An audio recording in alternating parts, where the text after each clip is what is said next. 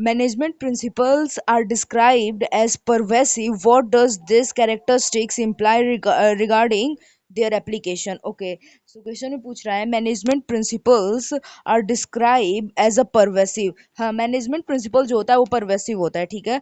What does this characteristics imply regarding this application? Okay, they can be applied across all type of organization regardless of nature and size. Yes, ये सही है. तो इसे ही हम answer करते हैं. हाँ, परवेसिवनेस मतलब यूनिवर्सल यूनिवर्सल एप्लीकेबिलिटी, यानी कि मैनेजमेंट प्रिंसिपल जो होता है वो यूनिवर्सली एप्लीकेबल होता है, यानी कि वो हर जगह पे वैलिड होता है.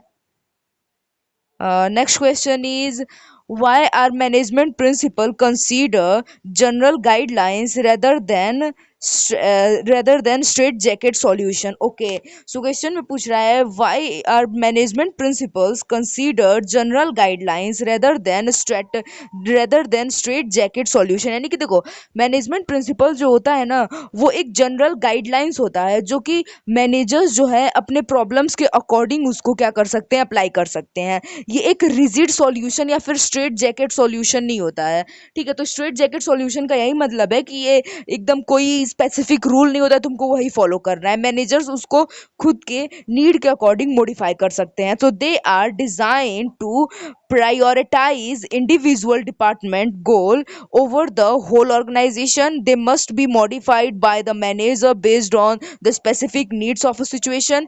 B would be the correct answer. Yeah, B would be the correct answer. ठीक है, तो नेक्स्ट क्वेश्चन है कि here are principles of management typically developed according to the provided information. ठीक है, how the principles of management typically developed according to the provided notes. Okay, so principles of management typically कैसे develop होता है? Okay, so by strictly adhering the government regulation and legal mandates nahi, through the personal institution and gut feeling of experienced manager. No, not at all. Through a process of continuous observation and experimentation in managerial situation. Yeah, C would be the correct answer. Yes, right. यहाँ पे reason भी दिया हुआ है. Management principles are derived from repeated observation of a managerial events and testing those observation through experimentation.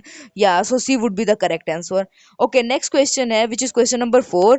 A manager modifies the application of a principle because the current market situation has changed.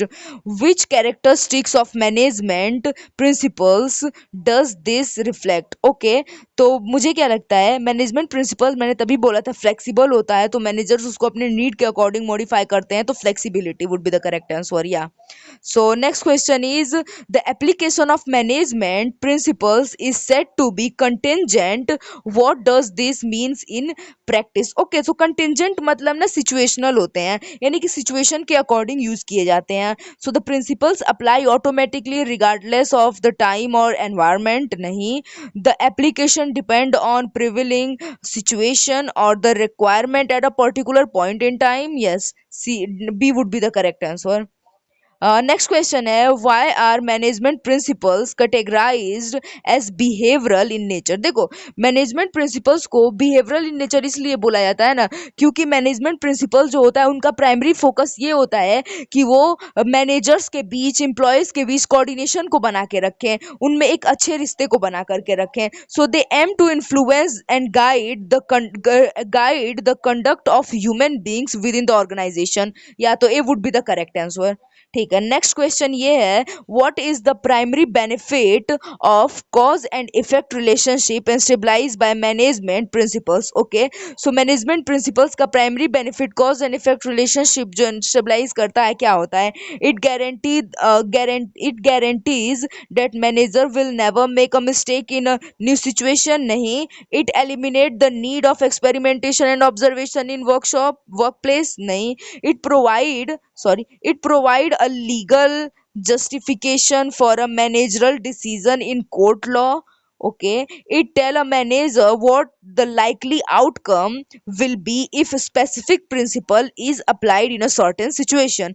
तो C D would be the correct answer, क्योंकि जो cause and effect relationship होता है ये बताता है कि अगर आप मैनेजमेंट के इस प्रिंसिपल को अप्लाई करोगे तो आपको रिजल्ट क्या मिलेगा. So it tells the what would be likely outcome of your specific decision, of your specific decision, or of your specific decision of your problem. Okay, so D would be the correct answer. Okay. Next question, which is question number 8. How does the study of management principles contribute to optimum utilization of resources? हाँ, देखो management का जो principal है वो force करता है managers को कि वो ऑप्टिमम यूटिलाइजेशन ऑफ रिसोर्सेज करें. ऑप्टिमम यूटिलाइजेशन ऑफ रिसोर्सेज कहने का मतलब resources should put in such a manner that it should give the maximum benefit at the minimum cost. तो इसमें करेक्ट आंसर क्या होगा? By prioritizing the cheapest available material resources over the quality of labor. नहीं.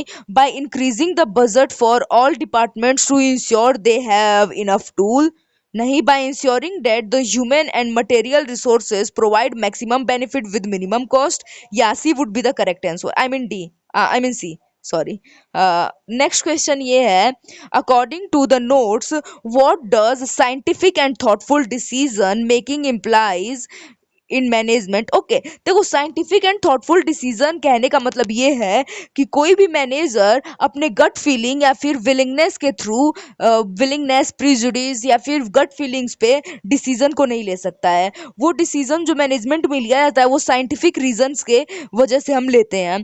तो ये scientific thoughtful decision होता है rather than blind trust, blind faith. So A answer है कि ए है, decisions should be based on an objective assessment of the situation and logic. Yes, ये सही हो सकता है.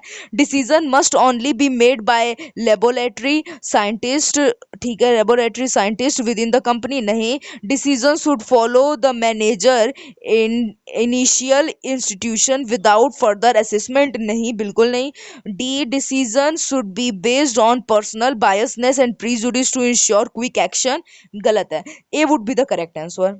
ओके, क्योंकि जो मैनेजमेंट का प्रिंसिपल होता है वो साइंटिफिक एंड थॉटफुल डिसीजन होता है रेदर देन ब्लाइंड ट्रस्ट और blind faith, you can say. Okay, next question, which is the last question. which of the following is an example of fulfilling social responsibility through management principle? Okay, so कौन सा example है वो social responsibility पे based है? Okay, so ignore the public demand to maintain a rigid internal structure. नहीं.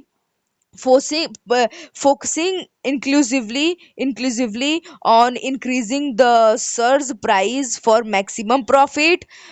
Paying fair and just remuneration to employee. या सी हो सकता है, prioritizing the personal biasness of managers over the public interest. C would be the correct answer. Yes. So 10 out of 10 question मेरे सही हुए. आपके कितने सही हुए कमेंट में जाके जरूर बताइएगा. And thanks for watching this video and do subscribe my channel. See you in the next video. Bye bye.